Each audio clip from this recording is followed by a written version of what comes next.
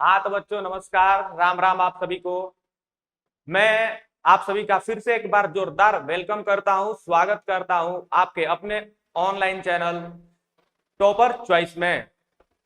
मेरे बच्चों, हम लोगों ने प्रकाश के परिवर्तन के बारे में बहुत सारी चीजें जान लिया, जैसे कि प्रकाश का परिवर्तन क्या कहलाता है, प्रतिबिंब क्या कहलाता है, और उनसे जुड़े कुछ नियम भी हमने आप लोगों को बताया। तो आई होप आप सबने उसको बहुत ही अच्छे तरीके से याद कर लिया होगा, क्योंकि मैं जो भी बताता हूँ, जो भी पढ़ाता हूँ, उसको याद किए बगैर मतलब कि एग्जाम में क्या लिखिएगा आप लोग, जब तक याद नहीं कीजिएगा तब तक कुछ भी नहीं लिखा पाएगा। ठीक है, तो आप लोग उसको जितना जल्द हो सके याद कर लीजिएगा। ठीक है, अगर नहीं भी याद किए होंगे तो मैं एक बार फिर से जितने भी पॉइंट्स पढ़ा दिया हूँ, जो कि मेन मेन पॉइंट्स है, उसको मैं एक बार फिर से आपको रिवीजन करा दूंगा। ठीक है मेरे प्यारे बच्चों, चलिए हम लोग इस वीडियो को शुरू करते हैं। तो सबसे पहले मैं आप लोगों को रिवीजन करा देता हूं कि आखिर कौन कौन से पॉइंट्स मैंने आप लोगों को बताए थे। तो सबसे पहला जो पॉइंट्स जैसे मैंने बताया था, जो कि बहुत ही मेन पॉइंट है कि प्रकाश क्या है। तो प्रकाश क्या है? प्रकाश एक ऊर्जा है जिसके उपस्थिति में हम लोग किसी वस्तु को क्या करते हैं, देख पाते हैं। बस एकदम सिंपल सा डिफिनेशन है। ठीक है, चलिए ठीक है। और हम लोगों ने देखा था प्रतिबिंब क्या है। तो प्रतिबिंब किसे कहते हैं, आप लोग कमेंट करके उसको जरूर बताइएगा कि आखिर प्रतिबिंब कहते किसे हैं। ठीक है, एक बार मैं भी बता देता हूं कि किसी भी वस्तु का ऑप्टिकल अपीयरेंस, यानी कहने का मतलब है कि किसी भी वस्तु को हम लोग किसी दर्पण में या फिर किसी भी परावर्तक सतह में प्राप्त करते हैं, लेकिन वो वहां होता नहीं है। इमेज एक्चुअल में होता नहीं है, बस हम लोग उसको देख पाते हैं कि वो वहां है। जैसे कि मैं अभी यहाँ खड़ा हूं, लेकिन मैं आपको कैमरे में दिखूंगा। क्या मैं कैमरे के अंदर हूं? नहीं, मैं कहा हूं, यहां पर हूं, जहां एक रूम में हूं। ठीक, लेकिन मेरा इमेज क्या होगा, आपको दिखेगा, बस उसी को मेरा प्रतिबिंब कहेंगे। ठीक है, चलिए हम लोग इससे रिलेटेड कुछ फैक्ट्स जान लेते हैं। कौन से फैक्ट्स कि आखिर दर्पण कितने प्रकार के होते हैं। तो दर्पण हमारा जो था दो प्रकार का था। कौन कौन सा था? एक था समतल दर्पण और दूसरा था गोलीय दर्पण। ठीक है, दो ही प्रकार के दर्पण हम लोगों ने पढ़ा है। तो जो परावर्तन का नियम है कि आपतन कोण, परावर्तन कोण, आपतन बिंदु पर डाला गया विलंब, तीनों एक ही तल में होते हैं। ठीक है, पहला नियम है। तो वो दोनों के लिए क्या होगा, सेम होगा। ये नहीं कि इस पे अलग काम करेगा, इस पे अलग काम करेगा, नहीं, सारे मिरर के लिए क्या होगा, सेम होगा। ठीक, और जो एंगल आई था, यानी कि आपतन कोण परावर्तन कोण के बराबर होता है, वो भी दोनों के लिए ही क्या होता है, सेम सेम रूल फॉलो करता है। ठीक है, चलिए हम लोग एक बात समझ लेते हैं, ध्यान दीजिएगा। जैसे हम लोग का क्या था, गोलीय दर्पण था, ये आपका मेन पॉइंट है। समतल दर्पण से उतना क्वेश्चन नहीं पूछा जाता है, सबसे ज्यादा गोलीय दर्पणों से ही पूछा जाता है। कौन कौन? अवतल तथा उत्तल से। तो उसको उसके बारे में हम लोग कुछ समझ लेते हैं। ठीक है, ऐसे मैंने पहले भी समझा दिया था, तो लेकिन एक बार फिर से मैं आपको रिवीजन करा देता हूँ। ठीक, तो ये क्या हो गया, एक गोलाकार क्या हो गया, शीशा हो गया। क्या हो गया, शीशा हो गया। ठीक, इसी के दो पार्ट हम लोग करेंगे। कौन कौन? एक उत्तल दर्पण हम लोग कर लेंगे और एक अवतल दर्पण कर लेंगे। ठीक है, एक बार फिर से मैं आप लोगों को समझा देता हूं। ठीक, तो इस गोले का जो केंद्र होगा, इसी गोले का दो पार्ट है। कौन कौन? एक अवतल है जिसका उभरा हुआ सतह क्या रहता है, पॉलिश रहता है, यानी कि रजतित रहता है, रंगा हुआ रहता है। तो एक सरफेस क्या हो जाता है, अंदर वाला परावर्तक सतह हो जाता है। क्या हो जाता है, परावर्तक सतह, यानी कि परावर्तक सतह जिसका धंसा हुआ हो उसे हम लोग अवतल दर्पण कहते हैं। ठीक, और एक होता है जिसका परावर्तक सतह उभरा हुआ होता है, यानी कि एक तरफ का जो पार्ट होगा, फेस होगा, वो क्या होगा, रंगा हुआ होगा, यानी कि रजतित किया होगा। तो इसका परावर्तक सतह ये हो गया और इसका परावर्तक सतह ये हो गया, यानी कि ये अवतल दर्पण है और ये क्या है, उत्तल दर्पण है। ठीक, तो अब इस गोले के जो केंद्र है उसे हम लोग क्या कहेंगे, वक्रता केंद्र कहेंगे। क्या कहेंगे, वक्रता केंद्र। इस गोले के केंद्र को हम लोग क्या कहेंगे, वक्रता केंद्र। अगर एग्जाम में पूछ देगा कि वक्रता केंद्र क्या कहलाता है, तो जो दर्पण जिस गोले का भाग होता है उसके केंद्र को हम लोग क्या कहते हैं, वक्रता केंद्र कहते हैं। ठीक, यानी कि ये केंद्र क्या हो गया, वक्रता केंद्र हो गया। अब देखिए, अब एक यहाँ पर इसका मिड पॉइंट हो गया, ये क्या हो गया, एक दर्पण हो गया। कौन सा दर्पण, अवतल दर्पण। तो अवतल दर्पण का एक मिड पॉइंट तो होगा, जरूर होगा। तो बस उसी मिड पॉइंट को हम लोग क्या कहते हैं, मध्य बिंदु को हम लोग क्या कहते हैं, ध्रुव कहते हैं। क्या कहते हैं, ध्रुव। इसको हम लोग P से डिनोट करते हैं, किससे, P से सूचित करते हैं, ठीक। और वक्रता केंद्र को हम लोग क्या, किस चीज से करते हैं, C से, ठीक है, किससे, C से। और यहां से यहां की जो दूरी होती है उसको हम लोग कहते हैं वक्रता त्रिज्या, वक्रता त्रिज्या, ठीक। ये क्या हो गया, वक्रता त्रिज्या, यानी कि सेंटर से पोल, यानी कि वक्रता केंद्र से ध्रुव के बीच की दूरी को हम लोग क्या कहेंगे, वक्रता त्रिज्या कहेंगे, ठीक ना। अब देखिए, ये तो हो गया अवतल दर्पण के लिए। और ये जो उत्तल दर्पण है ये भी इसी गोले का भाग है। किस गोले का, इस गोले का भाग है, ठीक। तो इसका सेंटर जो होगा, वक्रता केंद्र होगा, वो कहाँ होगा, दर्पण के पीछे होगा। क्यों, क्योंकि रिफ्लेक्टेड एरिया क्या है, ये है सामने वाला उभरा हुआ सतह क्या है, रिफ्लेक्टेड, यानी कि परावर्तक सतह है। तो सतह के पीछे वाला भाग में क्या है, इसका सेंटर है, और इसके सामने वाले भाग में क्या है, सेंटर है, यानी कि केंद्र है। तो ये क्या हो गया, इसका वक्रता केंद्र हो गया, और यहां से इसका क्या हो गया, ये पोल हो गया, ठीक। यह क्या हो गया, पोल, यानी कि ध्रुव।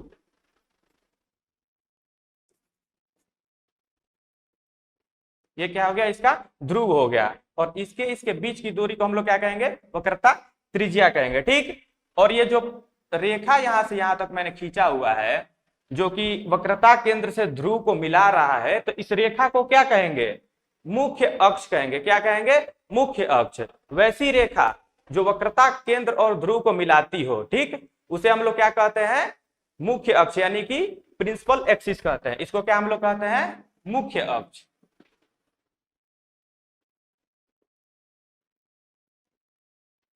इसको हम लोग मुख्य अक्ष कहेंगे, ठीक। और इसका मुख्य अक्ष मतलब सेम ही है, ठीक है, मुख्य अक्ष कहेंगे। चलिए, ये हो गया। और देखिए, और एक होता है एम तथा एन के जो ये वाला जो व्यास की दूरी है, इस यहाँ वाला ये जो दूरी है, इसको हम लोग क्या कहते हैं, द्वारक कहते हैं। क्या कहते हैं, द्वारक। यानी कि दर्पण के एम से एन तक की दूरी को हम लोग क्या कहते हैं, द्वारक कहते हैं, ठीक। इसको हम लोग इंग्लिश में अपर्चर कहते हैं, ठीक है। तो ये हो गया कुछ बात जो आप लोग को याद रखना जरूरी है, क्योंकि हम लोग जब क्या पढ़ेंगे, रे डायग्राम यानी कि किरण आरेख पढ़ेंगे, तो इसका बहुत ही ज्यादा इंपॉर्टेंस है। अगर ये सब के बारे में नहीं मालूम रहेगा तो हम लोग समझ नहीं पाएंगे, ठीक है। तो इसको आप लोग एक बार याद कर लीजिएगा, ठीक है, इसको नोट भी कर लीजिएगा फिर से, ठीक। चलिए, अब हम लोग चलते हैं अपने मेन पॉइंट, जो कि आज पढ़ना है वो क्या है, अवतल दर्पण पर बने प्रतिबिंब की स्थिति, ठीक, ठीक है। देखिए क्या है, अवतल दर्पण द्वारा बिंब की विभिन्न स्थितियों के लिए बने प्रतिबिंब। यानी कहने का मतलब है कि अवतल दर्पण के सामने अगर हम लोग कोई भी वस्तु रखते हैं तो उसका प्रतिबिंब कहाँ बनेगा। आखिर हम लोग अगर वक्रता केंद्र पर रखेंगे तो उसका प्रतिबिंब कहाँ बनेगा। देखिए यहाँ पर दिया हुआ है ना, अनंत पर रखेंगे तो कहाँ बनेगा, सी से पीछे रखेंगे, यानी कि वक्रता केंद्र से पीछे रखेंगे तो कहाँ पर बनेगा, फोकस तथा सी के बीच रखेंगे तो कहाँ बनेगा, फोकस पर रखेंगे तो कहाँ बनेगा, और पोल तथा फोकस के बीच रखेंगे तो कहाँ बनेगा। ये सारा हम लोग सीट यहाँ पर दे दिए हैं, इसको आप लोग नोट कर लीजिएगा। और इसका अगर पीडीएफ भी चाहते हैं तो डिस्क्रिप्शन बॉक्स में हमारा टेलीग्राम चैनल का जो लिंक है प्रोवाइड कर दिया जाएगा, ठीक है। वहां से जाकर हमारे ग्रुप से जुड़ जाइए, वहां पर ये सारे चीजों का क्या होगा, पीडीएफ आप लोगों को फ्री में मिलेगा, ठीक। चलिए हम लोग देखते हैं, पहला जो पॉइंट है अनंत पर। तो अनंत पर किसी वस्तु को रख के देखते हैं तो उसका प्रतिबिंब कहाँ बनता है, ठीक। ऐसे तो यहाँ पर दिया हुआ है कि फोकस पर बनेगा, लेकिन कैसे, इसको हम लोग रे डायग्राम से समझ लेते हैं, ठीक है। तो चलिए आपको रे डायग्राम बनाकर दिखा देता हूं। मान लीजिए ये क्या हो गया, अवतल दर्पण। क्या हो गया, अवतल दर्पण। इसका एक पार्ट क्या हो गया, पॉलिश कर दिया हम, ये हो गया एम और ये हो गया एन, और ये क्या हो गया, पोल यानी कि ध्रुव, ठीक। अब यहां से एक मुख्य अक्ष हम क्या कर दिए, खींच दिए। क्या किए, मुख्य अक्ष खींच दिए। ठीक, तो मुख्य अक्ष पर एक क्या होता है, फोकस होता है, और एक क्या होता है, वक्रता केंद्र होता है। ठीक ना, यही दो आपके इस पर होते हैं, कौन, एक वक्रता केंद्र और एक फोकस, जो कि दर्पण के बिल्कुल सामने होता है।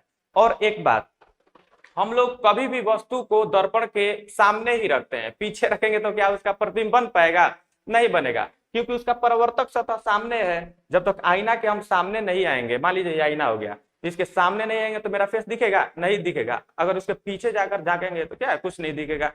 तो उसके फ्रंट में हमेशा, परावर्तक सतह के फ्रंट में ही वस्तु को रखा जाता है, या फिर वो समतल दर्पण हो, या फिर वो उत्तल दर्पण हो, या फिर वो अवतल दर्पण हो। ठीक है, चलिए बच्चों देखिए, तो इसकी स्थिति क्या थी, पहली पहली स्थिति थी कि वस्तु को हम लोग कहां रखेंगे, अनंत पर रखेंगे। ठीक, तो मान लीजिए ये क्या हो गया, अनंत हो गया, इधर मान लीजिए अनंत, सी के बाहर कहीं भी क्या होता है, अनंत ही होता है, यानी इन्फिनिटी होता है। ठीक, तो यहां हम लोग इस वस्तु को मान लीजिए रख दिए, एक वस्तु है ए बी, एक वस्तु है, उसको हम लोग अनंत पे रखे हैं। ठीक, तो उसका प्रतिबिंब कहां बनेगा। तो बच्चों मैंने आप लोगों को पढ़ाया था कि अनंत से आने वाली प्रकाश की किरणें हमेशा क्या होती हैं, समानांतर होती हैं। कैसी होती है, समानांतर होती है। ठीक, तो यहां से जो किरणें आएंगी समानांतर आएंगी। ठीक है, कैसी किरणें आएंगी, समानांतर आएंगी। ठीक, और जो मुख्य अक्ष के समानांतर जो भी किरणें आती हैं वो दर्पण से परावर्तन के बाद कहां से होकर गुजरती हैं, फोकस से होकर गुजरते हैं। ये था पहला नियम, मैंने पहले बताया था। ठीक है, आप लोग पिछले वीडियो को देख लीजिएगा अगर याद नहीं होगा। तो अवतल दर्पण में जब भी मुख्य अक्ष के समानांतर किरणें आती हैं, वे दर्पण से परावर्तन के बाद कहां जाती है, फोकस से होकर जाती है। कहां से, फोकस से होकर। जैसे कि यहां से आई किरण कहां से जाएगी, फोकस से होते हुए जाएगी। ठीक है, कहां से जाएगी, फोकस से होते हुए जाएगी। अब अनंत से जितनी भी किरणें आएगी हमेशा समानांतर ही आएंगी। तो मान लीजिए एक और आ गई समानांतर किरण, ये भी कहां से जाएगी, फोकस से ही जाएगी। कहां से जाएगी, फोकस से जाएगी। ठीक, तो इससे क्या पता चला, यहां पर दोनों किरणों का कटाव हो रहा है, यानी कि प्रतिबिंब कहां बनेगा, फोकस पर ही बनेगा। कहां बनेगा, फोकस पर। और ठीक है, इससे तीन बातें, इससे क्या होती है, तीन बातें हम लोगों को पता चलती हैं। कौन कौन सी, पहला आकार, मान लीजिए इसका आकार भी होगा ना, मान लीजिए कोई वस्तु हम लोग रखे हैं, वो मान लीजिए 5 सेंटीमीटर बड़ा है या 1 मीटर बड़ा है, तो उसका जो प्रतिबिंब बना है वो कितना बड़ा है, उसको यहाँ पर हम लोग देख लेंगे, आकार। ठीक, दूसरा स्थिति क्या होगा कि वो कहाँ बन रहा है, यानी कि स्थिति, वो कहाँ बन रहा है। और उसका एक होता है क्या, प्रकृति, वो जो बन रहा है प्रतिबिंब वो कैसी प्रकृति का है, यानी कि वो उल्टा है, आभासी है, या फिर वास्तविक है। ठीक, तो मिरर के जो भी सामने बनता है प्रतिबिंब वो हमेशा क्या होता है, वास्तविक प्रतिबिंब होता है। ठीक है, क्या होता है, वास्तविक। ठीक, और उसकी स्थिति कहां पर है, फोकस, तो वो कहां बनेगा, फोकस पर। इसको आप लोग नोट करते जाइएगा, कहां बना है, फोकस पर। और उसका आकार कितना है, एकमात्र बिंदु साइज का। कैसा है, बहुत ही छोटा, बिंदु आकार का। इसको हम लोग लिख देंगे बहुत छोटा, बहुत छोटा। देखिए जैसे कि मान लीजिए वस्तु कितना बड़ा है, इतना बड़ा है, लेकिन जो भी किरणें आए वो यहीं पर मिलेंगी, कहाँ, फोकस पर, क्योंकि सारी किरणें समानांतर आ रही हैं, क्योंकि अनंत से हमेशा समानांतर किरणें ही आती है मुख्य अक्ष के। ठीक, दर्पण से परावर्तन के बाद फोकस पर ही जाकर मिल गई, तो उसका प्रतिबिंब कहाँ बन गया, फोकस पर। ठीक, बहुत ही छोटा, तो इसको आप लोग नोट कर लीजिएगा। ठीक है, ये हो गई पहली स्थिति, स्थिति नंबर फर्स्ट। ठीक है, समझ में आ गया। चलिए अब हम लोग नेक्स्ट देख लेते हैं। नेक्स्ट क्या है, सी से पीछे, यानी कि वक्रता केंद्र से पीछे। ठीक, उसका जो प्रतिबिंब कहां बन रहा है, फोकस तथा सी के बीच में। चलिए इसको भी हम लोग रे डायग्राम से देख लेते हैं कि आखिर कैसे यहां पर बन रहा है। ठीक, देखिए फिर से हम लोग एक अवतल दर्पण लेंगे, उसका एक भाग पॉलिश करेंगे। ऐसे तो पॉलिश ही रहता है, लेकिन हम लोग करेंगे यहाँ पे। अब देखिए ये क्या हो गया, एम हो गया, ये क्या हो गया, एन हो गया, ये हो गया ध्रुव। यहां से एक मुख्य अक्ष खींच दिए। ठीक, ये हो गया, मान लीजिए, मान के लीजिए एफ हो गया, और ये हो गया सी।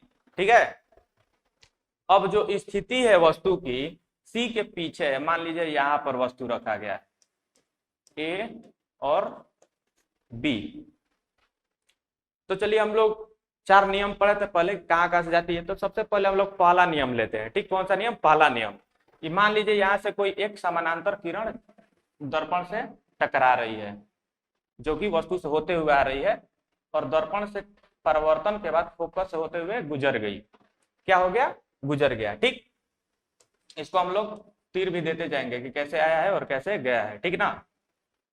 अब एक हम लोग क्या करेंगे, एक जो दूसरा हम लोग पढ़े थे, दूसरा नियम, कि फोकस से होते हुए जो भी जाएगी वो क्या हो जाएगा? मुख्य अक्ष के समानांतर निकल जाएगी। ठीक है, आप लोगों को याद होगा अच्छे से, या फिर नहीं याद होगा तो आप वीडियो को देख लीजिएगा पिछले वाले। ठीक ना, कि जो भी किरण फोकस से होते हुए जाती है, दर्पण से परावर्तन के बाद मुख्य अक्ष के समानांतर हो जाती है। कैसी हो जाती है? मुख्य अक्ष के समानांतर चली जाती है। ठीक, इधर से आई और इधर निकल गई।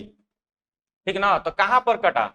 यहां पर कटा। तो प्रतिबिंब बनने की जो प्रक्रिया थी मैंने बताया था कि जिस बिंदु पर कटती है या फिर कटती हुई प्रतीत होती है, उसे उस बिंदु स्रोत का प्रतिबिंब कहते हैं। तो यहां पर कट गई, यानी कि मुख्य अक्ष के इतनी दूरी पर कटी है। ठीक ना। तो इसका फेस नीचे हो गया, ए डैश बी डैश मान लीजिए। ठीक, प्रतिबिंब बना ए डैश बी डैश। कहां पे था? सी के पीछे रखे थे। प्रतिबिंब कहां बना? सी तथा एफ के बीच में। बन गया कि नहीं बन गया? देखिए बन गया ना। आप लोग इसको स्केल के माध्यम से, प्रकार के माध्यम से आप लोग बढ़िया से बना लीजिएगा, एक एक इंच नाप नाप कर।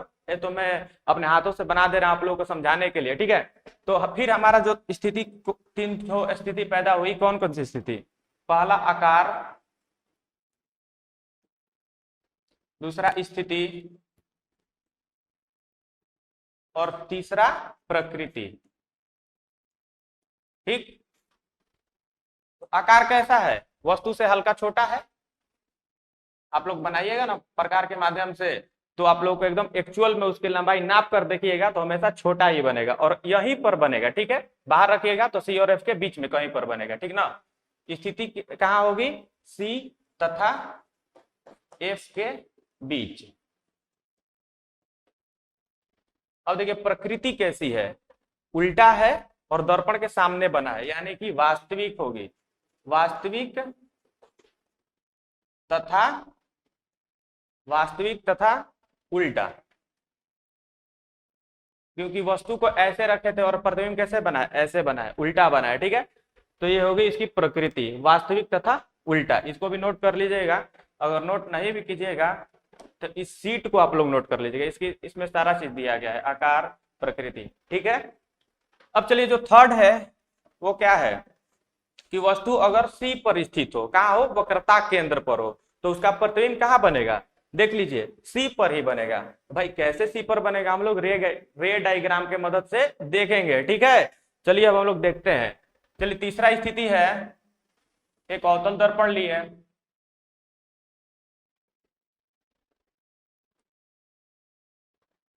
ये हो गया एम, ये हो गया एन, और ये क्या हो गया?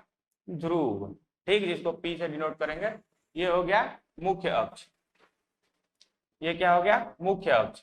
ये हो गया आपका फोकस, और ये क्या हो गया आपका? वक्रता केंद्र। क्या हो गया? वक्रता केंद्र। चलिए अब हम लोग वस्तु को कहाँ रखेंगे?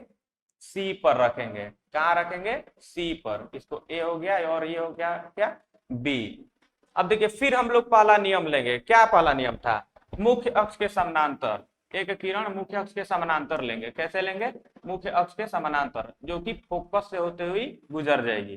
ठीक, और जो हमारा दूसरा क्या लेंगे हम लोग? दूसरा ले लेते हैं वही वाला, फोकस वाला। फोकस से जो गुजरती है, दर्पण से परावर्तन के बाद यहाँ पर आकर मिल जाती है। ठीक, थोड़ा सा यहाँ,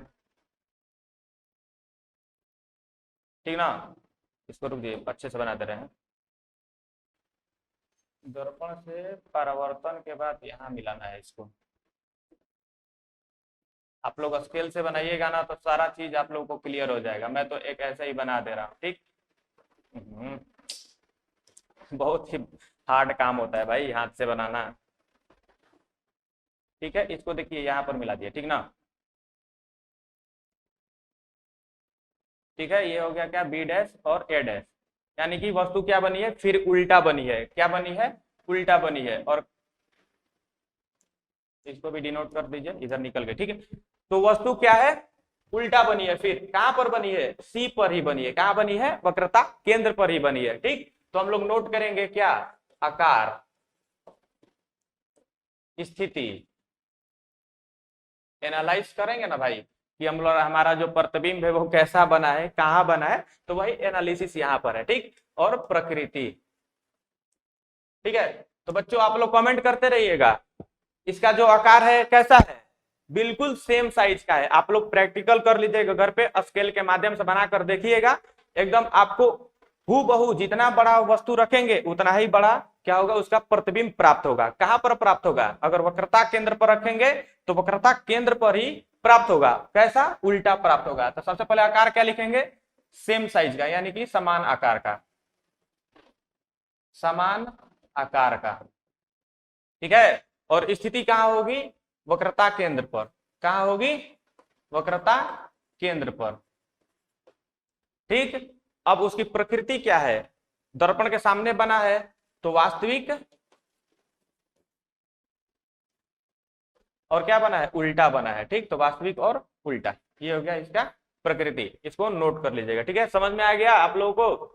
अगर नहीं समझ में आया होगा इतने सिंपल से वे में बताते हुए भी, तो एक बार फिर से इस वीडियो को पॉज करके थोड़ा सा देख लीजिएगा, या फिर पीछे भगाकर वीडियो को देख लीजिएगा कि आखिर स्थिति कहाँ रखेंगे तो वस्तु कहाँ बनेगी। लेकिन मुझे आशा नहीं, पूर्ण विश्वास है कि आप लोगों को एकदम बिल्कुल समझ में आ गया होगा कि हाँ सर यहाँ रखेंगे तो यहाँ बनेगा। ठीक है, और आप लोग कमेंट करते रहिएगा, कोई भी डाउट हो, कोई भी प्रॉब्लम हो, आप लोग कमेंट सेक्शन में जाकर कमेंट करते रहिएगा, क्योंकि आपका कमेंट ही हमें मदद करेगा अगला कॉन्सेप्ट बनाने में। ठीक है, तो आप लोग हमेशा कमेंट करते रहिए, आप सभी का कमेंट हम लोग पढ़ते हैं। ठीक है, तो आप लोग कमेंट करते रहिए। और अभी तक अगर आप लोग सब्सक्राइब नहीं किए हैं तो कृपया हमारे चैनल को सब्सक्राइब करिए, इसको सपोर्ट करिए। ठीक है, और जितना हो सके उतना शेयर करते रहिए। ठीक है, अब हम लोग देखते हैं नेक्स्ट चौथे स्थिति को। जो हमारा चौथा स्थिति है वो है एफ तथा सी के बीच। क्या है, एफ तथा सी, यानी कि फोकस तथा वक्रता केंद्र के बीच में अगर हम लोग वस्तु रखेंगे तो उसका प्रतिबिंब कहां बनेगा। तो देखिए यहां दिया है कहां बनेगा, सी के पीछे, यानी कि वक्रता केंद्र के थोड़ा सा पीछे बनेगा। ठीक, कैसे बनेगा, चलिए हम लोग रे डायग्राम की मदद से देख लेते हैं। तो ये क्या हो गया, अवतल दर्पण हो गया। ठीक है, कमेंट करते रहिएगा भाई, कहीं भी डाउट होगा तो। एम एन, ये क्या हो गया, पोल, यानी कि ध्रुव। ये हो गया मुख्य अक्ष। ठीक है, इसको हम लोग डिनोट कर देते हैं। ये क्या हो गया, एफ हो गया। ये क्या हो गया, सी हो गया। ठीक है, तो कह रहा है कि हम लोग कहाँ रखेंगे वस्तु को। ठीक है, कहाँ रखेंगे वस्तु को, हम लोग रखेंगे सी तथा एफ के बीच में। कहा, सी तथा एफ के बीच में। ये होगी वस्तु ए तथा बी। ठीक, इसको रख दिया हम लोग सी तथा एफ के बीच में। अब देखिए पहला नियम हम लोग फिर से लेंगे। क्या नियम था, मुख्य अक्ष के समानांतर जाती किरणें। तो मुख्य अक्ष के जो भी समानांतर किरणें जाएंगी वे दर्पण से परावर्तन के बाद फोकस से होती हुई निकल जाएंगी। ठीक, आप लोग को बार बार बता रहा हूं क्योंकि रिवीजन होते रहेगा, आप लोग भूलिएगा नहीं। ठीक है, तो बार बार बोल रहा हूं तो उसमें आप लोग को चिंता करने की कोई बात नहीं है, आपका ही काम आसान होगा। ठीक, ये यहां से गई तो इसको इधर फिर का डिनोशन करेंगे और इधर से इधर से। ठीक, अब देखिए दूसरा हम लोग क्या लेंगे, दूसरा आप लोग देखिए क्या ले, फिर मान लीजिए वही ले रहे हैं। एक हम लोग गुजार दे रहे हैं फोकस से, तो दर्पण से परावर्तन के बाद कहाँ मिल रहा है, यहाँ मिल रहा है, यानी कि सी के पीछे यही मिलेगा। आप लोग अगर प्रकाल के माध्यम से बनाइएगा तो यहीं पर जाकर मिलेगा। ठीक है, आप लोग एक बार स्केल यानी इंस्ट्रूमेंट के माध्यम से आप लोग इसको बनाइएगा, स्केल प्रकाल लेकर, तो यहीं पर बनेगा। कहाँ बनेगा, सी के पीछे बनेगा। अगर वस्तु को सी तथा एफ के बीच में रखेंगे तो उसका प्रतिबिंब कहाँ बनेगा, सी यानी वक्रता केंद्र के पीछे बनेगा। तो यहाँ पर आप लोग फिर से नोट कर लीजिए, इसका आकार, स्थिति उतना भारी चीज नहीं है भाई। आप लोग अगर मन लगाकर पढ़िएगा, ध्यान देकर मेरा वीडियो देखिएगा, तो सारी चीजें एकदम क्लियर होती जाएंगी। ठीक है, ये हो गया क्या, प्रकृति। ठीक है, आप लोग देखिए, एक काम करिए, अगर कहीं भी दिक्कत हो रहा है तो वीडियो को आप लोग वहीं पर पॉज करके फिर से थोड़ा सा पीछे कर लेंगे, 5 सेकंड 10 सेकंड, फिर से आप लोग उसको देख लीजिएगा। ठीक है, कहीं भी दिक्कत होगा तो, और कहीं भी डाउट लगा कि सर यहाँ समझ में नहीं आया, तो आप लोग कमेंट करते रहिएगा। ठीक है, बार बार मैं बोल रहा हूँ आप लोगों को कमेंट करने के लिए। ठीक है, ये देखिए इसका आकार कैसा है, वस्तु छोटा था, इसका आकार क्या है, बड़ा बना है। क्या बना है, बड़ा, थोड़ा सा बड़ा। ठीक, स्थिति कहाँ है, वक्रता केंद्र के पीछे, वक्रता केंद्र के पीछे। ठीक, और उसकी प्रकृति क्या है, दर्पण के सामने बना है तो वास्तविक, मतलब जो भी प्रतिबिंब दर्पण के सामने बनेगी तो उसे हम लोग कैसा प्रतिबिंब कहेंगे, वास्तविक प्रतिबिंब कहेंगे। ठीक, और दर्पण के जो पीछे बनती है उसे काल्पनिक या फिर आभासी प्रतिबिंब। ठीक, वास्तविक है और क्या है, वस्तु की अपेक्षा उल्टा है। क्या है, उल्टा। तो ये हो गया स्थिति। आप लोगों को अगर एग्जाम में पूछ देगा कि अगर हम किसी वस्तु को अवतल दर्पण के वक्रता केंद्र के और उसके फोकस के बीच में रखेंगे तो उससे बने प्रतिबिंब की स्थिति, प्रकृति और आकार की अवलोचना करें। ठीक, तो आप लोग कैसे करिएगा, ऐसे करिएगा। ठीक है, और मैं आप लोगों को एक अलग से वीडियो लेकर आऊंगा जिसमें मैं बताऊंगा लिखने का तरीका कैसा होता है। बिहार बोर्ड के एग्जाम में आपका कितना भी मान लीजिए नॉलेज हो, अगर लिखने का तरीका अच्छा नहीं है तो आप लोग का नंबर उतना नहीं मिलता है। तो उस पर भी मैं एक अलग से वीडियो में बता दूंगा कि आखिर लिखने का तरीका कैसे होता है। ठीक है, तो अभी आप लोग ये देख लीजिए। ठीक, अगर हम लोग सी तथा एफ के बीच में रखेंगे वस्तु को, वो कहां जाकर मिलेगी, सी के पीछे जाकर मिलेगी, उसका प्रतिबिंब यही बन जाएगा। ठीक, ए डैश बी डैश। ठीक, तो इसका आकार क्या हो जाएगा, बड़ा, स्थिति होगी वक्रता केंद्र के पीछे, प्रकृति होगी वास्तविक तथा उल्टा। ठीक, चलिए अब हम लोग नेक्स्ट देख लेते हैं, 5वां नंबर स्थिति। 5वां नंबर स्थिति क्या है, हम लोग कहां रखेंगे, फोकस पर रखेंगे। कहां रखेंगे, फोकस पर। ठीक, तो चलिए हम लोग रे डायग्राम की मदद से समझ लेते हैं। ठीक ना, ये देख लीजिए, ये हो गया अवतल दर्पण। अभी जितनी भी स्थिति बताए हैं हम सब अवतल दर्पण पे ही बताए हैं। उत्तल दर्पण के लिए भी 2 स्थितियां होती हैं, वो भी मैं बता दूंगा आप लोगों को। ठीक है, ये हो गया एम, ये हो गया एन, ये क्या हो गया, पी, यानी कि ध्रुव। अब ये हो गया एक प्रिंसिपल एक्सिस। क्या हो गया, प्रिंसिपल एक्सिस यानी कि मुख्य अक्ष।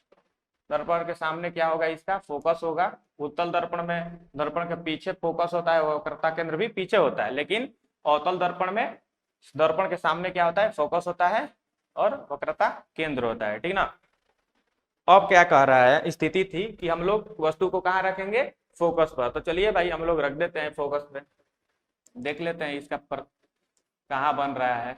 ये क्या होगा, वस्तु हो गया ए और बी। चलिए पहला हम लोग नियम फिर से फॉलो कराते हैं इसको। पहला नियम फॉलो कराएंगे तो यहाँ से दर्पण से समानांतर किरणें ले जाएंगे तो दर्पण से परावर्तन के बाद फिर से फोकस से होती हुई चली जाएगी। ठीक, ऐसे गई, ऐसे चली गई। ठीक ना, और एक स्थिति, तीसरी स्थिति, अगर आप चौथी स्थिति अगर आप लोग को याद होगी, वो क्या थी कि दर्पण से, दर्पण के अगर पोल यानी ध्रुव पर हम लोग प्रकाश की किरण गुजारेंगे तो वो उतना ही किरण, उतना ही एंगल लेते हुए फिर से रिफ्लेक्ट हो जाएगी। कहां पर, जहां पर अभिलंब क्या हो जाएगा, अभिलंब यही हो जाएगा, मुख्य अक्ष क्या हो जाएगा, उसका अभिलंब हो जाएगा। ये है किरण इधर से निकल गई, अगर इधर से अगर हम पोल पर देते हैं प्रकाश की किरण को तो वो अभिलंब को अपना क्या वो मुख्य अक्ष को अपना अभिलंब मानकर उतना ही एंगल बनाते हुए निकल जाती है वापस। यानी कि ये हो गया एंगल आई और ये हो गया एंगल आर, ये दोनों क्या होगा, बराबर होगा। ठीक ना, तो ये हो गई आपकी चौथी स्थिति, मैंने पढ़ाया था। तो फिर एक किरण को हम लोग क्या करते हैं, यहीं से गुजारते हैं, पोल से, पोल से गुजारेंगे तो यही एंगल बनाते हुए क्या हो जाएगा, निकल जाएगा, ये भी निकल गया। ठीक, ये जाकर इधर तो कहीं नहीं मिल रहा है, ये जाकर हम लोग को कहाँ मिलेगा, मिलेगा भी तो अनंत पे जाके मिलेगा। कहाँ, अनंत पे। अनंत को हम लोग ऐसे डिनोट कर देते हैं, जहां कहाँ मिलेगा, अनंत पे। ठीक ना, और जो वस्तु का जो प्रतिबिंब बनेगा वो बहुत ही ज्यादा बड़ा बनेगा। क्यों, देख लीजिए ये वस्तु इतना छोटा था, जाकर अनंत पर मिल रहा है, अनंत पर अगर मिलेगा भी तो कैसा होगा, बहुत ही बड़ा होगा। इसको आप लोग याद रखिएगा, ये बहुत ही क्रिटिकल है, ठीक ना। तो अब चलिए हम लोग फिर से नोट कर लेते हैं, क्या नोट करेंगे इसमें, इसका एनालिसिस नोट करेंगे, ठीक। पहला क्या, आकार, आकार क्या हो जाएगा, बहुत बड़ा, बहुत बड़ा। स्थिति, स्थिति यानी कहां जाकर बनेगा भाई प्रतिबिंब, तो प्रतिबिंब बनेगा हमारे अनंत पे, कहा, अनंत पे, ठीक। और जो प्रकृति होगी वो कैसी होगी, प्रकृति कैसी होगी, ये मुख्य अक्ष के नीचे है तो जाहिर सी बात है कि प्रकृति हो जाएगी उल्टी, और सामने है तो वास्तविक, वास्तविक तथा उल्टा, क्या हो जाएगा, वास्तविक तथा उल्टा, ठीक। इसको समझ लिया आप लोग। चलिए अब हम लोग नेक्स्ट देख लेते हैं। वीडियो को ज्यादा लंबा नहीं करेंगे, क्योंकि जितना ज्यादा लंबा वीडियो होगा बच्चों का देखने का जो भावना होता है वो खत्म होते जाता है, ठीक है। तो हम लोग ज्यादा से ज्यादा क्या करते हैं, 15 मिनट, 20 मिनट या फिर मैक्सिमम 30 मिनट का वीडियो ही आप लोग के लिए बना रहे हैं। क्यों, क्योंकि आपका एग्जाम बहुत ही पास है, नजदीक है, तो आप लोग कम समय में जितना ज्यादा हो सके उतना ही तैयारी कर लीजिए। क्योंकि हम लोगों से अगर आप लोग पढ़ लीजिएगा, हमारा जो कॉन्सेप्ट है उसको फॉलो कर लीजिएगा, तो आपका एग्जाम में जो बोर्ड एग्जाम है होने वाला है 2024 में, बिहार बोर्ड क्लास 10th का, तो उसमें आप लोग 450 अंक से ज्यादा एकदम ला देंगे, एकदम पक्का, हमारा गारंटी है। अगर इसको याद करते चलिए, जो हम लोग नियम दे रहे हैं उसको फॉलो करते चलिए, आपका 95 प्लस यानी 95 प्लस आपका आएगा ही आएगा, ठीक। चलिए थोड़ा सा हो जाता है, गड़बड़ा जाता है कभी कभी बोलने में, उससे आप लोगों को टेंशन नहीं लेना है। चलिए अंतिम देख लेते हैं। अंतिम क्या है, पी तथा एफ के बीच में, क्या है, पी तथा एफ के बीच में, यानी कि पोल तथा फोकस के बीच में अगर हम लोग वस्तु को रखते हैं तो उसका प्रतिबिंब कहां बनेगा, तो देख लीजिए दर्पण के पीछे बनेगा, कहां बनेगा, दर्पण के पीछे बनेगा। चलिए कैसे बनेगा, हम लोग देख लेते हैं रे डायग्राम की मदद से। चलिए फिर से हम लोग ले लेते हैं इस अवतल दर्पण को, ये हो गया अवतल दर्पण, ये हो गया इसका पोल, और यहां से हम लोगों ने खींच डाला, क्या खींच डाला, मुख्य अक्ष खींच डाला, जिस पर एक हो गया फोकस, ये फोकस को कुछ दूर रखते हैं क्योंकि इसके बीच में रखना है वस्तु को, ठीक। ये क्या हो गया इसका फोकस, ये क्या हो गया इसका वक्रता केंद्र। चलिए वस्तु को कहां रखना था, याद हो गया आप लोगों को, कहां रखना था, पोल और फोकस के बीच में। मान लीजिए यहाँ पर हम लोग रख दिए, कहीं भी एक वस्तु है, यहाँ रख दिए ए बी, एक वस्तु है जो कि फोकस तथा पोल के बीच में है। तो अब हम लोग इसको क्या करेंगे, एक जो है इसमें स्थिति पैदा होगी, कौन सी स्थिति पैदा होगी, एक तो यहाँ से मान लीजिए गुजरेगी, कहाँ से, पोल से टकराकर फिर वापस इधर लौट जाएगी, ठीक। तो यहाँ से लौटेगी तो एक इधर जाती हुई भी प्रतीत होगी, किधर, इधर, ठीक है, इधर जाती हुई प्रतीत होगी, ठीक। लेकिन दर्पण के सामने कहीं मिलेगी नहीं, सिर्फ यहाँ से जाती हुई प्रतीत होगी। तो इसका मतलब समझे आप लोग, जो दर्पण जो प्रतिबिंब बनने वाला है वो दर्पण के पीछे बनने वाला है, और कैसा बनने वाला है, काल्पनिक बनने वाला है, ठीक है। ये एक ऐसी स्थिति है, यही एक ऐसी स्थिति है जिसमें अवतल दर्पण में भी दर्पण के पीछे प्रतिबिंब बनता है, ठीक। एक को हम लोग गुजार देंगे कहां से, सी से, सी से भाई क्यों गुजारेंगे आप लोगों को मैं बताऊंगा। हमारा जो तीसरा स्थिति था, आप लोगों को अगर याद होगा क्या था, अगर हम लोग किसी वस्तु अगर प्रकाश की किरणें सी से होती हुई अगर दर्पण से टकराती है तो फिर वापस वो सी की तरह ही मुड़ जाती है, ठीक। तो यहाँ से प्रकाश की किरण गई और इसी रास्ते से फिर क्या होगी, वापस आ गई, लेकिन यहाँ से जाती हुई क्या होगी, प्रतीत होगी, प्रतीत होगी ना भाई, इसलिए कि ये कहीं मिलेगा नहीं लाइन, तो यहाँ से पीछे दर्पण के पीछे जाती हुई क्या होगा, प्रतीत होगा। तो यहाँ पर जो इसका जो कटाव है यहाँ पर मिलता हुआ प्रतीत होगा, ठीक। तो यहाँ पर क्या बन जाएगा आपका ए डैश बी डैश, आपका क्या बन जाएगा, प्रतिबिंब बन जाएगा। ठीक, वस्तु था इतना छोटा, उसका प्रतिबिंब कितना बड़ा, मतलब कैसा बना है, बड़ा बना है। ठीक, तो हम लोग फिर से यहाँ नोट करेंगे आकार। ठीक है, इसमें कौन कौन सा नियम लगाए हैं, तीसरा और चौथा नियम। अगर कोई भी किरण पोल से होती हुई जाती है तो उतना ही एंगल बनाकर वापस निकल जाती है। ठीक, और अगर सी से होती हुई कोई प्रकाश की किरण जाती है तो वापस सी की तरफ ही मुड़ जाती है। ठीक, तो इस स्थिति में क्या होगा, क्या मालूम चलेगा कि जो यहाँ से जो किरण लौटी है फिर यहाँ से क्या हो रही है, जाती हुई प्रतीत हो रही है, जाएगी नहीं, सिर्फ प्रतीत होगा, लगेगा ऐसा कि पीछे से जा रहा है। ठीक, और ये जो गया है इधर से वापस आ गया है तो ये भी क्या होगा, ऐसा लगेगा कि इधर क्या हो गया, दर्पण के पीछे जा रहा है। ठीक ना, मैं इसका भी प्रैक्टिकल आप लोगों को एक शॉर्ट वीडियो में करा दूंगा कि आखिर कैसे होता है। एक अवतल दर्पण ले लूंगा, उसमें मैं क्या करूंगा, प्रैक्टिकल करा दूंगा, दिखा दूंगा आप लोगों को। ठीक, तो चलिए, इधर क्या हो गया, इसका प्रतिबिंब बन गया। इसका आकार क्या है, वस्तु की अपेक्षा क्या है, बड़ा है, क्या है, बड़ा है। और इसका स्थिति कहाँ है, स्थिति कहाँ है, दर्पण के पीछे, दर्पण के पीछे कहाँ बना है, दर्पण के पीछे। और इसका प्रकृति क्या है, यानी कि नेचर क्या है इसका, सीधा है तथा आभासी है। आभासी यानी कि काल्पनिक,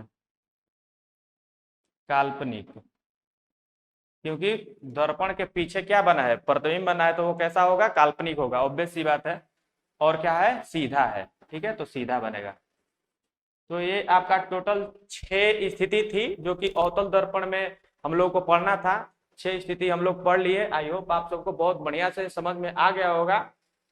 एक बार आप लोग से मेरा अनुरोध है कि आप लोग घर पे बैठकर इसको एक बार प्रैक्टिकल जरूर कीजिएगा। जितना ज्यादा प्रैक्टिकल करिएगा उतना ही ज्यादा आपको याद होगा। ठीक है, याद करने का सबसे बड़ा मूल मंत्र यही है, जितना हो सके प्रैक्टिस करते रहिए। ठीक, प्रैक्टिस नहीं करिएगा तो याद भी नहीं होगा। ठीक है, तो मेरा आपसे रिक्वेस्ट है कि आप लोग इसको घर पे बैठकर हमेशा प्रैक्टिस करते रहिएगा और इसको याद करते रहिएगा। ठीक है, और इसको नोट कर लीजिएगा। ठीक है, चलिए हम लोग नेक्स्ट देखते हैं।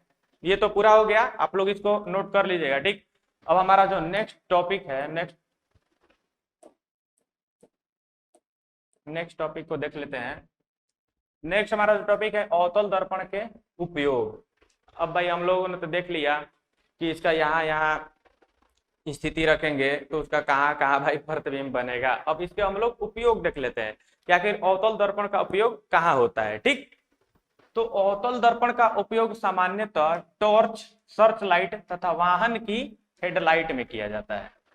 ठीक है, कहाँ कहाँ किया जाता है, टॉर्च में, सर्च लाइट में और वाहन के हेडलाइट में। क्यों, क्योंकि इससे जो भी किरणें होकर निकलती हैं अवतल दर्पण से, वे हमेशा क्या हो जाती है, फैल जाती हैं, फैलती हुई जाएंगी या फिर समानांतर जाएंगी। कैसी जाएंगी, समानांतर जाएंगी। अगर इतना बड़ा टॉर्च होगा तो इससे ज्यादा से ज्यादा समानांतर किरणें निकलेंगी या फिर ऐसी किरणें निकलेंगी फैलती हुई। ठीक है, तो हमें क्या चाहिए, टॉर्च में हमें क्या चाहिए, क्या हम टॉर्च लेकर अगर सीधा निकाल देंगे एक बिंदु पर जाकर मिल जाएगा तो कोई चीज हमें दिखाई देगा, नहीं देगा। तो हमें कैसा किरण चाहिए, जो कि फैल जाए, आगे जाकर फैल जाए, तभी हमें पूरा ये जो सतह है तभी दिखाई दे पाएगा। ठीक है, तो इसीलिए हम लोग अवतल दर्पण का उपयोग करते हैं, क्योंकि इस दर्पण से जो भी प्रकाश की किरण गुजरेगी वो क्या हो जाएगा, फैलती हुई जाएगी। ठीक, तो पहला जो उपयोग था हम लोग का क्या था, टॉर्च, सर्च लाइट तथा वाहन की हेडलाइट में। ठीक, चलिए हम लोग दूसरा देख लेते हैं, दंत विशेषज्ञ यानी कि डेंटिस्ट। ठीक, डेंटिस्ट, डेंटिस्ट कह रहा था, डेंटिस्ट यानी कि जो दांत के जो क्या होते हैं, सॉरी, डॉक्टर, क्या भाई यार भूल जा रहे हैं, जो दांत के डॉक्टर होते हैं वे क्या करते हैं, आप लोगों ने देखा होगा, अगर कभी आप लोग दांत दिखवाने गए होंगे तो वो लोग क्या करता है, ऐसा टॉर्च रखा रहता है और आंख में ऐसे नीचे क्या लगा लेगा, एक माथे पर एक टॉर्च लगाया रहता है और मुंह आपका खुलवा कर आप देखेगा। क्यों देखेगा, क्योंकि अवतल दर्पण का उपयोग मरीज के दांतों को बड़ा देखने के लिए करता है। ठीक, क्योंकि इस दर्पण में क्या होगा, बड़ा प्रतिबिंब बनता है। जब एकदम पास लेकर जाते हैं तो बड़ा प्रतिबिंब, जैसे पहले आप लोगों ने देखा ना, यहाँ पे देखा कि नहीं देखा, देखिए यहाँ देख रहे हैं वस्तु की अपेक्षा क्या बन रहा है, बड़ा प्रतिबिंब बन रहा है।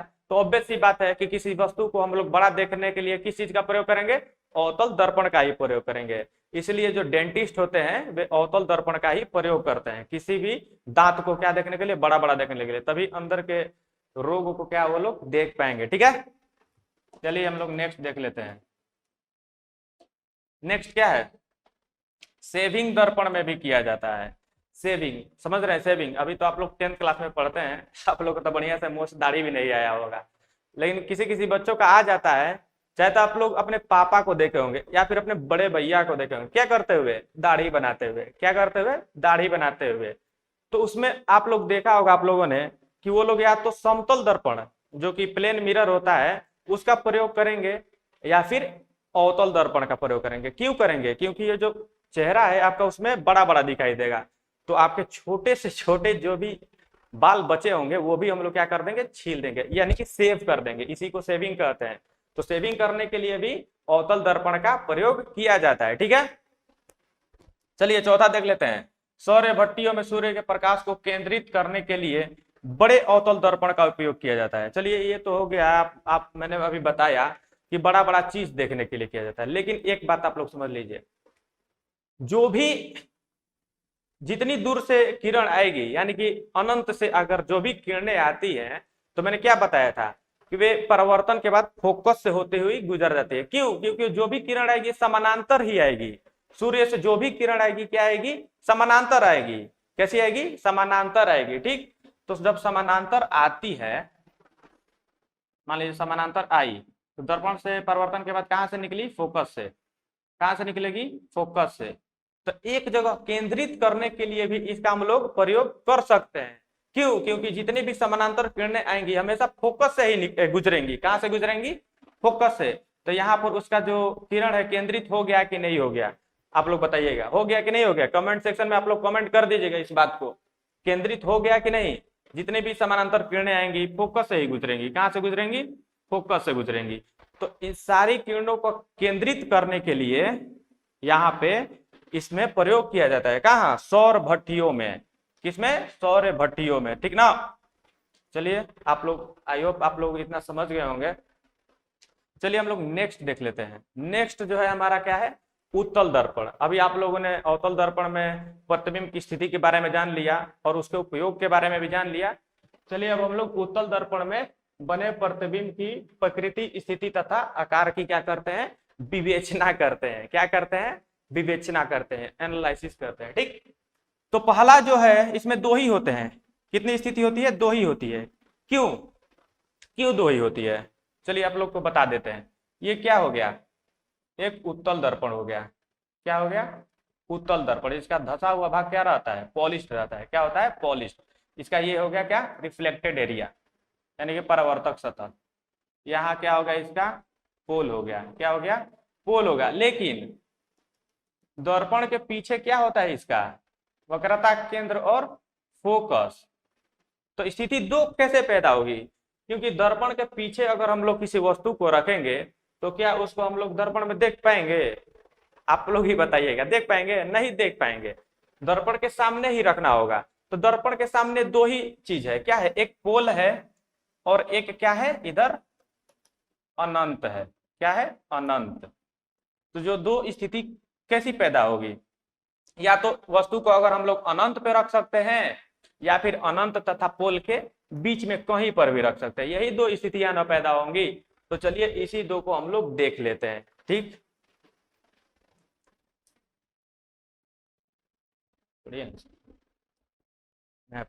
ठीक, तो पहली स्थिति थी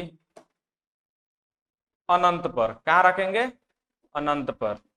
अगर अनंत पर रखेंगे तो फोकस पर दर्पण के पीछे कहां बनेगा, फोकस पर दर्पण के पीछे बनेगा। कैसे बनेगा, देखिए रे डायग्राम की मदद से आप लोगों को दिखा देते हैं। ये हो गया उत्तल दर्पण, इसको हम लोग पॉलिश कर देंगे बढ़िया से ताकि लाइट पार ना कर पाए इसको। ये क्या हो गया, एम हो गया, ये क्या हो गया, एन हो गया, ये क्या हो गया, प्रिंसिपल एक्सिस हो गया। ठीक, ये हो गया पोल, ये हो गया इसका फोकस, ये हो गया इसका वक्रता केंद्र। सामने होगा, कहाँ होगा, सामने होगा। ठीक, ये हो क्या हो गया, अनंत हो गया। क्या हो गया, अनंत। मान लीजिए क्या है, अनंत है, इसको इससे सूचित किया जाता है। ठीक है, किससे, इसको इससे सूचित किया जाता है। अनंत को ऐसा लिख देंगे तो अनंत कहा जाएगा। ठीक है, ये क्या हो गया, अनंत। तो हम लोग का पहला स्थिति है कि वस्तु को हम लोग को कहाँ रखना है, अनंत पे रखना है। कहाँ रखना है, अनंत पे। चलिए यहाँ हम लोग रख देते हैं वस्तु को अनंत पे, कोई भी वस्तु है। तो अनंत पे रखने के बाद क्या होगा, ये इधर आएगा किरण, दर्पण से परावर्तन के बाद इधर मुड़ जाएगा। ठीक, लेकिन फोकस से जाता हुआ प्रतीत होगा। कहां से जाता हुआ प्रतीत होगा, फोकस से जाता हुआ प्रतीत होगा। इधर से गया, अरे यार उल्टा लिख, ठीक, ये इधर से चला गया, लेकिन ऐसा लगेगा हमें कि इधर से आता हुआ या इधर से आ रहा है। किधर, दर्पण के पीछे क्या हो रहा है, जा रहा है। क्या जा रहा है, प्रतिबिंब नहीं, किरण जा रहा है। ठीक, तो ऐसा स्थिति हम लोग यहाँ से बार बार यही देखेंगे कि फिर एक मान लीजिए निकाले समानांतर किरण। क्यों समानांतर किरण निकाल रहे हैं, क्योंकि जो भी अनंत से किरण आती है हमेशा समानांतर ही आती है। कैसी आती है, समानांतर आती है। कैसी आती है, समानांतर आती है। ठीक, तो समानांतर आई तो इधर मुड़ गई, लेकिन प्रतीत क्या होगी, प्रतीत होगी फोकस से जाती हुई। तो कहने का मतलब यह है कि यहीं पर जो भी किरण आएगी यहीं पर मिलती हुई प्रतीत होगी। तो प्रतिबिंब कहाँ बनेगा, यही बनेगा। ऑब्वियस सी बात है कि यहीं पर बनेगा। और वस्तु थी बड़ी और प्रतिबिंब कैसा बन रहा है, बहुत ही छोटा बन रहा है। तो चलिए फिर हम लोग इसके लिख लेते हैं, एनालिसिस कर लेते हैं। आकार कैसा है, स्थिति कैसा है और प्रकृति कैसा है। तो इसका जो आकार है बिंदु आकार का है, बिंदु साइज का, यानी कि बहुत ही छोटा। क्या है, बिंदु आकार का। और इसकी स्थिति है, कहाँ बना है, दर्पण के पीछे। कहाँ बना है, दर्पण के पीछे, फोकस पर, दर्पण के पीछे एफ पर, यानी कि फोकस पर। ठीक, और जो इसकी प्रकृति है कैसा है, दर्पण के पीछे बनेगा तो वास्तविक दर्पण के पीछे बनेगा तो क्या बनेगा, काल्पनिक बनेगा। क्या बनेगा, काल्पनिक, जिसको हम लोग पर्दे पर प्राप्त नहीं कर सकते हैं। ठीक, क्या बनेगा, काल्पनिक। और उल्टा की सीधा, ये तो बहुत छोटा है, पता नहीं चलेगा। ठीक है, क्या बनेगा, काल्पनिक, दर्पण के पीछे एफ पर और बिंदु आकार का। ठीक है, ये हो गया आपका पहला स्थिति। क्या होगा, स्थिति नंबर पहला। ठीक है, इसको आप लोग नोट कर लीजिएगा। चलिए हम लोग नेक्स्ट देख लेते हैं। नेक्स्ट है अनंत तथा दर्पण के ध्रुव P के बीच। अनंत तथा दर्पण के ध्रुव P के बीच, तो कहां बनेगा, P तथा F के बीच में। कहां, दर्पण के पीछे। चलिए हम लोग इसको भी रे डायग्राम की मदद से देख लेते हैं। ये हो गया आपका उत्तल दर्पण, ये हम लोग पॉलिश कर दिए, इसको पॉलिश कर दिए। ये हो गया M, ये हो गया N, और जो यहां से गुजर रहा है ये हो गया आपका मुख्य अक्ष। ठीक, ये हो गया पोल, ये हो गया अनंत, अनंत हो गया। ठीक ना, ये हो गया आपका F और ये हो गया आपका C। ठीक, तो किसी वस्तु को हम लोग अनंत और P के बीच में रख के देखते हैं। यहाँ मान लीजिए हम लोग किसी वस्तु को रख दिया, ठीक ना, A और B। ठीक, चलिए अब हम लोग देखते हैं क्या देखेंगे। अगर यहाँ है तो एक यहाँ होगा ना, क्या होगा कि एक समानांतर किरण ले लेते हैं। ठीक है, क्या ले लेते हैं, समानांतर किरण, जो कि दर्पण से परावर्तन के बाद इधर चल गई, लेकिन फोकस से होती हुई जाती हुई महसूस होगी। ठीक है, और एक ले लेंगे कैसा, एक ले लेते हैं पोल पर गिरा देते हैं। एक किरण को कहाँ गिरा देते हैं, पोल पे। पोल पे गिराएंगे तो उतना ही एंगल बना के निकल जाएगा, लेकिन ऐसा प्रतीत होगा कि इधर जा रहा है। कहाँ जा रहा है, इधर जा रहा है, पीछे जा रहा है, दर्पण के पीछे भी जाता हुआ प्रतीत होगा। ठीक है, कैसा प्रतीत होगा, अगर यहाँ से अगर पोल पे गिराएंगे तो इसमें भी होता है कि दर्पण से परावर्तन के बाद उतना ही एंगल लेते हुए निकल जाता है वापस, लेकिन यहाँ से जाता हुआ प्रतीत भी होता है। ठीक, तो हमारा यह क्या हो गया, यहाँ पर हमारा जो कट पॉइंट बना, तो कट ही पॉइंट को हम लोग क्या कहते हैं, प्रतिबिंब कहते हैं। ठीक, ये हो गया ए डैश बी डैश, प्रतिबिंब को हम लोग ऐसे सूचित कर लेते हैं। ये क्या हो गया, प्रतिबिंब हो गया। वस्तु क्या था, बड़ा था, उसका प्रतिबिंब कैसा बना, छोटा बना। तो फिर से हम लोग इसके आकार को लिख लेंगे, आकार, स्थिति और प्रकृति। आप लोग को ये टेंशन नहीं लेना है कि सर आप लोग ऐसे बना दिए तो ऐसे ऐसे कर दिए तो आपका पूरा हो गया। ठीक है, आप लोग अगर स्केल के सहायता से बनाइएगा, स्केल के सहायता से, तो आप लोग को एकदम एक्चुअल में इसका वैल्यू पता चल जाएगा कि भाई कहाँ बन रहा है कहाँ नहीं बन रहा है। ठीक है, तो आप लोग प्रैक्टिस कर लीजिएगा घर पे। ठीक, चलिए अब हम लोग देख लेते हैं क्या हो गया। आकार, आकार क्या है? वस्तु से छोटा। क्या है? छोटा। स्थिति कहाँ है? एफ तथा पी के बीच, दर्पण के पीछे, दर्पण के पीछे एफ तथा पी के बीच, इसको आप लोग नोट कर लीजिएगा। और इसकी प्रकृति क्या है, यानी कि ये कैसा प्रतिबिंब है? पीछे बना है तो ऑब्वियस सी बात है काल्पनिक होगा, काल्पनिक तथा सीधा, काल्पनिक तथा सीधा। तो ये आपका जो उत्तल दर्पण में बने प्रतिबिंब की जो स्थिति है एकदम समाप्त हो गया, खत्म हो गया। ठीक है, चलिए अब हम लोग इसको, आप लोग इसको क्या कर लीजिएगा, नोट कर लीजिएगा। ठीक है, या फिर इसका पीडीएफ चाहिए तो आप लोग टेलीग्राम ग्रुप से ज्वाइन हो जाइए, इसका पीडीएफ भी आप लोग फ्री में एकदम मिल जाएगा। ठीक, चलिए हम लोग नेक्स्ट देख लेते हैं उत्तल दर्पण के उपयोग के बारे में कि आखिर उत्तल दर्पण का उपयोग आखिर होता कहाँ है। ठीक, उत्तल दर्पण का उपयोग, ठीक ना कहीं इसका भी तो उपयोग किया जाता होगा, जरूर किया जाता होगा। जैसे गाड़ी के साइड मिरर में, कहा? गाड़ी के साइड मिरर, बाइक आप लोग देखे होंगे या फिर कार देखे होंगे तो उसके किनारे भी एक मिरर लगा होता है। क्यों लगा होता है? क्योंकि उसमें पीछे का ज्यादा एरिया कवर हो जाता है। क्यों? क्योंकि वस्तु का प्रतिबिंब उत्तल दर्पण में क्या बनता है? छोटा बनता है। तो जाहिर सी बात है कि अगर छोटा बनेगा तो एरिया ज्यादा कवर होगा। अगर हम लोग पूरा एरिया देखेंगे तो उसमें दिखाई दे देगा, बहुत ही ज्यादा एरिया क्या होता है? दिखाई देता है साइड मिरर में। क्यों? क्योंकि उसमें उत्तल दर्पण लगा होता है। ठीक, तो ये हो गया पहला उपयोग कि गाड़ी के साइड मिरर में करते हैं। और सिक्योरिटी दर्पण के रूप में, सिक्योरिटी मिरर, कहीं आप लोग दुकान में देखे होंगे कहीं एक शीशा लगा होता है, छोटा सा शीशा नहीं होता है वो, एक क्या होता है? उत्तल दर्पण होता है। क्या होता है? उत्तल दर्पण होता है। तो उस उत्तल दर्पण को ऐसे जगह रखा जाता है कि पूरे रूम का, मान लीजिए इस रूम का सिक्योरिटी करना है, ठीक, तो उसमें पूरा रूम का क्या होता है? चित्र, यानी कि इमेज क्या होता है? दिखाई देता है पूरे रूम का। क्यों? क्योंकि इसमें जो बने प्रतिबिंब की प्रकृति कैसी होती है? छोटा बनता है, हमेशा क्या बनता है? छोटा बनता है, तो पूरा रूम कवर हो जाएगा। ठीक ना, तो ये हो गया इसका उपयोग। ठीक है, चलिए अब ज्यादा लॉन्ग वीडियो होते जा रहा है, ठीक ना, तो हम लोग क्या करते हैं, यहीं पर इस वीडियो को खत्म करते हैं। नेक्स्ट वीडियो में हम लोग आवर्धन को पढ़ेंगे और चिन्ह परिपाटी को भी पढ़ेंगे। क्या पढ़ेंगे? चिन्ह परिपाटी। इसमें क्या पढ़ेंगे? चिन्ह परिपाटी और आवर्धन को। ठीक, आवर्धन यानी कि m बराबर h डैश बटा में h, यानी कि आवर्धन जो होता है उसको m से सूचित किया जाता है और उसका जो सूत्र होता है h डैश मतलब प्रतिबिंब की ऊंचाई और h मतलब वस्तु की ऊंचाई। ठीक, तो प्रतिबिंब की ऊंचाई और वस्तु की ऊंचाई के अनुपात को हम लोग आवर्धन कहते हैं। ठीक है, इस सूत्र को हम लोग देखेंगे और अंतिम में क्या देखेंगे? 1/v प्लस 1/u बराबर 1/f, यानी कि दर्पण सूत्र को देखेंगे। ठीक है, दर्पण सूत्र को देखेंगे और उसको प्रूफ भी करेंगे। ठीक है, क्या कर लेंगे?